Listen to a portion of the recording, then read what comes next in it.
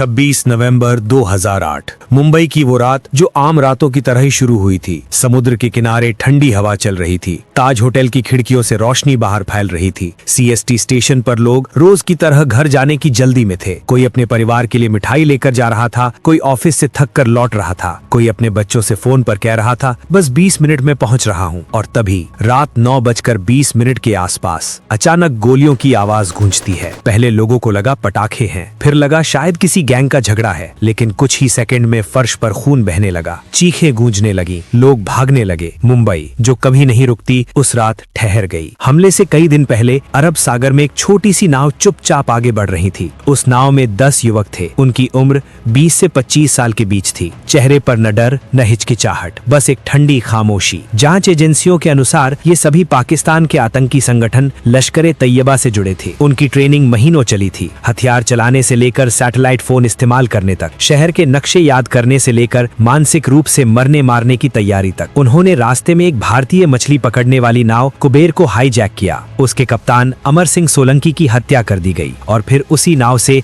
मुंबई के तट की ओर बढ़े। 26 नवंबर की शाम वे कोलाबा के पास बडवार पार्क के किनारे उतरे। स्थानीय लोगों ने उन्हें देखा भी, लेकिन किसी ने सोचा भी नहीं कि ये युवक अगले 60 घंटों में भारत के इतिहास का सबसे बड़ा आतंकी हमला करने वाले हैं। रात 9:20 छत्रपति शिवाजी टर्मिनस। यहाँ 2 आतंकी पहुंचे। उनमें से एक था अजमल कसाब।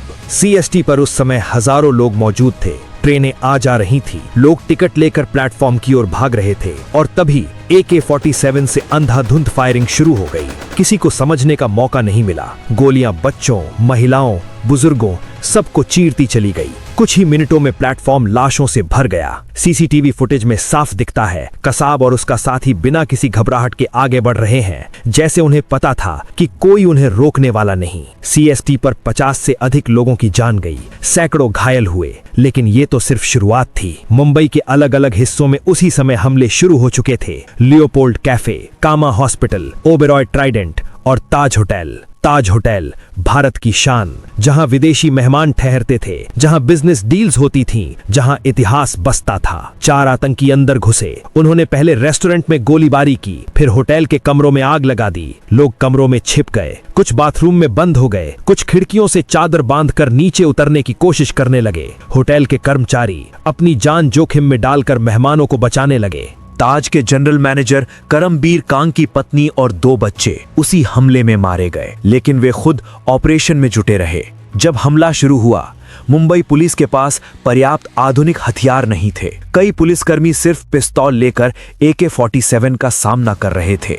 इस दौरान ATS चीफ हेमंत करकरे, अशोक कामटे और विजय सालस्कर कामा हॉस्पिटल के पास मुठभेड़ में शहीद हो गए। हमले के बीच गिरगांव चौपाटी पर पुलिस ने एक संदिग्ध कार रोकी। मुठभेड़ हुई। एक आतंकी मारा गया, दूसरा जिंदा पकड़ा गया। वो था अजमल कसाब। उसकी गिरफ्तारी इस हमले की सबसे बड़ी कड़ी साबित हुई, क्योंकि पहली बार किसी आतंकी को जिंदा पकड़ा गया था। उसने पूछताछ में स्वीकार किया कि वो पाकिस्तान के पंजाब प्रांत से है। उसे लश्कर तैयबा ने ट्रेनिंग दी।